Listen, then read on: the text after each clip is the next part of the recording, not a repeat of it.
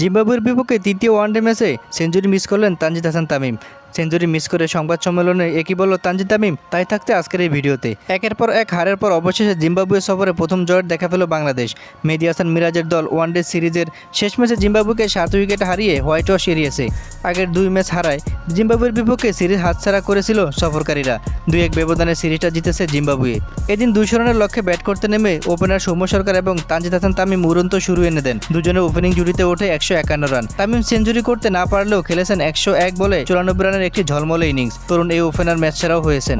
পুরস্কার বিতরণী মঞ্চে টাইগার ওপেনার জানিয়েছেন ব্যাট হাতে নিজের সাফল্যের রহস্য।